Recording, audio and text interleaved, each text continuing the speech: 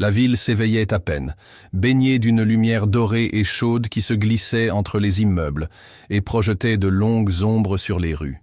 John Cena et Dwayne Johnson avaient fait de ce jogging matinal une routine. C'était leur manière de rester ancrés. Pas de caméra, pas de foule. Juste deux hommes courant côte à côte, libérant leur esprit avant que le monde ne les rattrape. Ils joggaient en synchronisation, leurs pas résonnant rythmiquement sur le béton de la promenade du centre-ville. La ville était vivante, mais pas encore bruyante. Quelques commerçants déverrouillaient leurs portes, des kiosques à journaux étaient approvisionnés, et des promeneurs de chiens déambulaient tranquillement, profitant du calme matinal. Tout semblait sûr, ordinaire. Mais la sécurité, ils l'apprendraient bientôt, n'était souvent qu'une illusion. « As-tu t'es déjà demandé à quoi ressemblerait notre vie si on n'était pas célèbre ?» demanda John entre deux respirations, ses yeux balayant les rues vides devant lui. Dwayne sourit. « Je serais probablement encore en train de soulever des poids dans une salle de gym au sous-sol. Et toi, tu serais le mécanicien auto le plus baraqué de Boston. » John rit. Pas faux. Alors qu'il tournait au coin d'une librairie fermée, une silhouette attira l'attention de John. Une jeune fille noire, peut-être 8 ou 9 ans, était assise seule sur un banc à l'extérieur du bâtiment. Ses vêtements étaient insoignés, un peu trop propres pour une enfant des rues. Un sac à dos rose délavé reposait à côté d'elle. Mais quelque chose clochait. Elle ne pleurait pas. Elle ne regardait même pas autour d'elle. Elle fixait simplement devant elle, vide, figée.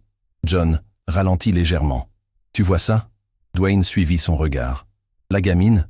Ouais, quelque chose ne va pas. » Ils continuèrent à jogger, essayant de ne pas attirer l'attention, mais l'esprit de John s'emballait.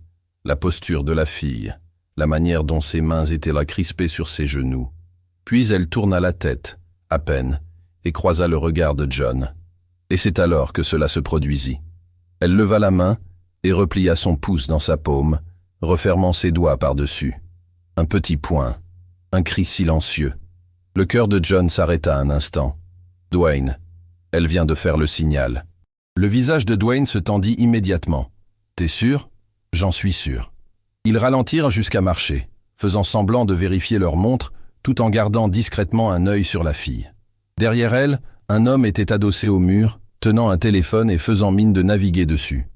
Il n'avait rien de particulier. Jean, sweat à capuche, casquette de baseball, invisible aux yeux du monde. Mais ses yeux n'étaient pas sur son téléphone. Ils observèrent la fille.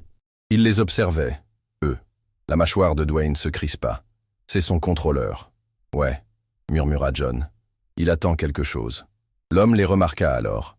Il bougea légèrement, son corps se tendant. La fille ne bougea pas. Elle reposa sa main sur ses genoux comme si de rien n'était. « On ne peut pas l'affronter ici, » dit Dwayne. « Trop à découvert. »« Je sais, » répondit John. « Voyons ce qu'il fait. » Ils traversèrent la rue, se cachant derrière un camion de livraison, puis observèrent. Après quelques secondes, l'homme bougea. Il s'approcha de la fille, lui dit quelque chose trop bas pour être entendu, puis ramassa son sac à dos et l'emmena avec lui.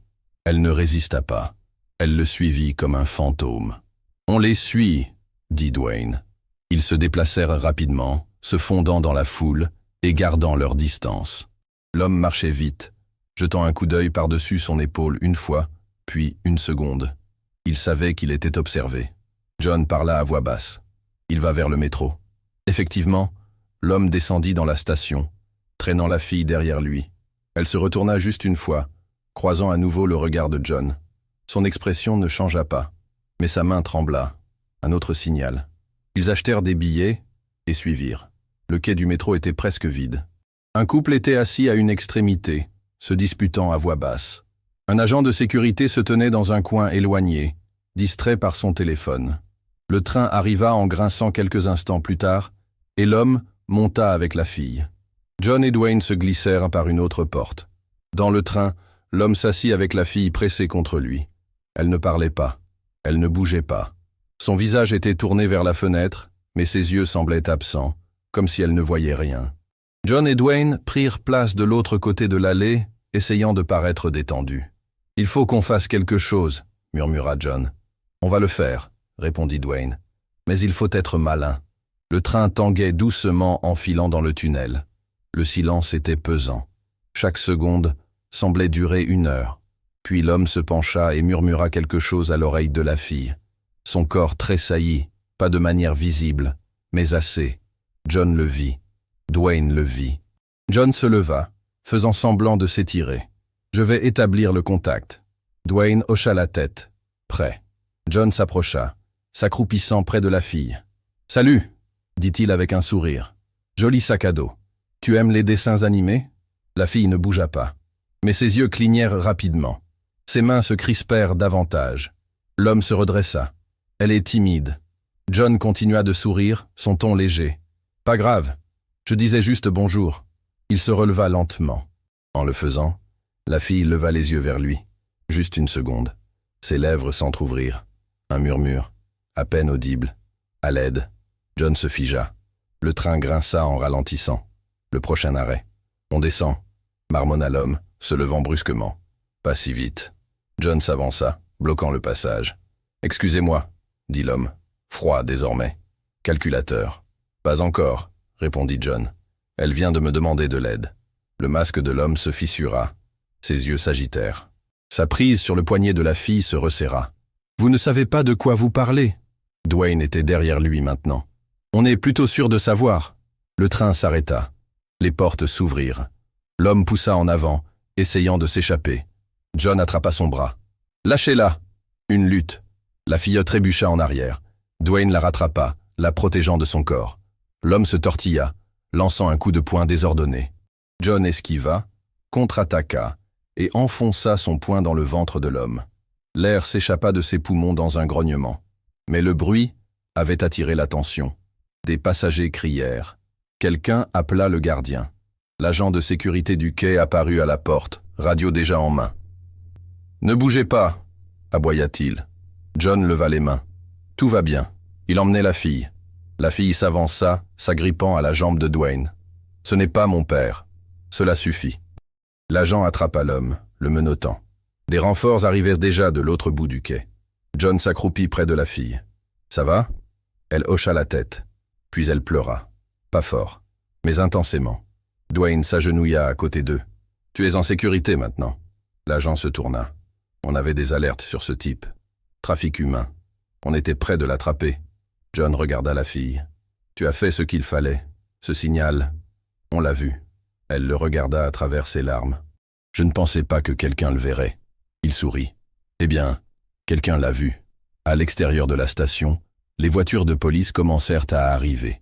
Les lumières rouges et bleues peignaient les murs des immeubles en flashs rythmés, tandis que le chaos s'apaisait. L'homme arrêté gardait la tête baissée, murmurant des phrases incohérentes, alors que les policiers le faisaient monter à l'arrière de la voiture.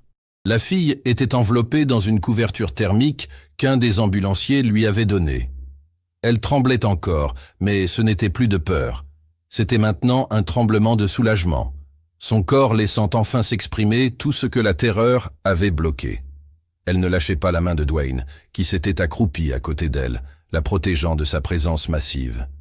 John resta debout, discutant avec un détective. Elle a utilisé ce signal, celui du poing fermé. C'est comme ça qu'on a compris. Il essayait de l'emmener. Elle n'était pas sa fille. Elle a demandé de l'aide. Le détective hocha la tête, notant tout rapidement. On avait des signalements sur ce type depuis des mois. Plusieurs caméras de surveillance ont capté des mouvements suspects près des écoles et des parcs, mais il ne restait jamais assez longtemps pour être pris. Aujourd'hui, c'était différent. Parce qu'elle a eu du courage, dit John, regardant la fille. Et parce qu'on faisait attention. Vous deux avez fait plus que ça, répondit le policier. Vous avez empêché quelque chose de terrible, et peut-être aidé à exposer un réseau bien plus vaste. Dwayne regarda le policier, les sourcils arqués. Un réseau ? Le détective jeta un coup d'œil autour de lui et baissa légèrement la voix. Ce type n'agissait pas seul. Il y a des traces d'autres comme lui opérant dans différentes parties de la ville, tous suivant le même schéma. Des enfants seuls, silencieux, entraînés ou forcés à ne pas réagir. Il suffit de quelques secondes pour qu'ils disparaissent. John croisa les bras, sentant une boule se former dans son estomac. Combien d'enfants? On ne sait pas encore. Mais celle-ci pourrait être le maillon dont on avait besoin. La fille, maintenant plus calme, parla enfin d'une voix douce. Il disait que si je criais, personne ne me croirait, que j'étais juste une autre enfant perdue. Dwayne s'accroupit à nouveau, la regardant dans les yeux. « Mais tu n'étais pas seul. Et nous, on t'a cru. » Elle hocha la tête, prenant une profonde inspiration. « Merci, monsieur Dwayne, monsieur John. » John sourit. « Juste John. Ça suffit. Et tu as été la plus courageuse d'entre nous aujourd'hui. » La mère de la fille arriva environ 25 minutes plus tard, accompagnée d'une équipe de la division des enfants disparus. Les retrouvailles furent déchirantes et émouvantes à la fois. La mère pleurait sans s'arrêter, serrant sa fille contre elle, comme si elle ne la lâcherait plus jamais. John et Dwayne se reculèrent discrètement, laissant ce moment leur appartenir. « Mec, » dit Dwayne, expirant lentement, « ça va me rester longtemps. »« Moi aussi, » répondit John. « Et ça me fait réfléchir. Combien d'autres enfants sont là dehors? Combien font le même signal sans que personne ne le voie ?» Dwayne resta silencieux, regardant l'agitation de la rue. Après un moment, il parla. « Tu penses la même chose que moi, hein? Peut-être. Peut-être qu'il est temps de faire plus que juste réagir. » Dans les jours qui suivirent, l'histoire fit les gros titres. John Cena et Dwayne Johnson sauvent une fillette d'une tentative d'enlèvement à New York. Mais la vérité était plus complexe. Ce qui avait commencé comme un incident isolé révéla un réseau de disparitions lié à un groupe organisé avec des ramifications dans d'autres villes. Grâce au témoignage de la fille, la police put arrêter 3 autres suspects dans les 48 heures suivantes. Et plus important encore, ils sauvèrent 2 autres enfants maintenus dans des conditions précaires dans un sous-sol de la région métropolitaine. Mais pour John et Dwayne, les louanges des médias ne signifiaient rien face à la réalité qu'ils avaient découverte. Ils décidèrent qu'ils ne pouvaient pas reprendre leur routine comme si de rien n'était. Ils créèrent une fondation, discrètement, sans fanfare. L'objectif était de former des gens ordinaires à reconnaître les signes d'abus, d'enlèvement et de trafic. Ils organisèrent des séminaires avec d'anciens agents du FBI, des experts en langage corporel et des survivants du trafic humain. Ils utilisèrent leur réseau pour diffuser des vidéos éducatives, enseignant le signal de la main, encourageant parents, enseignants et enfants à prêter attention aux détails. Le genre d'attention qui sauve des vies. Un matin, 2 semaines après l'incident, ils retournèrent au même parc où tout avait commencé. Le soleil filtrait à travers les feuilles des arbres, projetant des ombres douces sur le sol. L'atmosphère était plus légère, mais leur regard était différent. John prit une profonde inspiration. « Je ne marcherai plus jamais dans un endroit comme celui-ci en voyant juste un parc. »« Moi non plus, » répondit Dwayne. « Mais tu sais, peut-être que c'est une bonne chose. » Ils marchèrent quelques minutes avant d'apercevoir une silhouette familière. La fille était là, jouant près d'un arbre avec d'autres enfants. Elle portait un bandeau coloré et son sourire était sincère, comme celui de n'importe quel enfant heureux. Il n'y avait plus de peur dans ses yeux. En les voyant, elle courut vers eux, les bras grands ouverts. « Vous êtes venus. » John s'accroupit et l'enlaça. « Bien sûr, on a promis qu'on reviendrait, tu te souviens? Ma maman a dit que je vais commencer des cours de théâtre, » raconta-t-elle avec enthousiasme.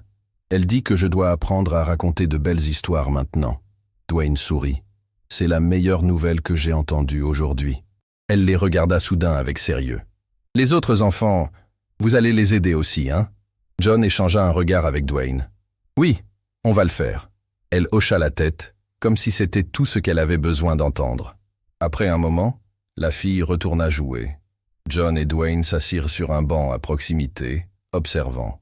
Dwayne brisa le silence. « On n'a pas choisi de commencer ça, mais maintenant qu'on sait, on ne peut pas l'ignorer. »« C'est comme si le monde nous avait donné une mission, » répondit John. « Et c'est une bataille qui vaut chaque seconde. Et chaque coup de poing, » compléta Dwayne, souriant. Ils restèrent là un moment, regardant les enfants jouer, en silence, en paix. Parce que même dans un monde où le mal se cache sous les yeux de tous, il suffit parfois d'une personne courageuse pour regarder et agir. Et si vous avez lu jusqu'ici, peut-être est-ce parce que quelque chose en vous a aussi ressenti cet appel. Alors, n'ignorez pas les signes. Soyez attentifs. Apprenez le geste. Partagez cette histoire avec quelqu'un qui doit la connaître. Peut-être serez-vous la bonne personne au bon moment pour sauver une vie.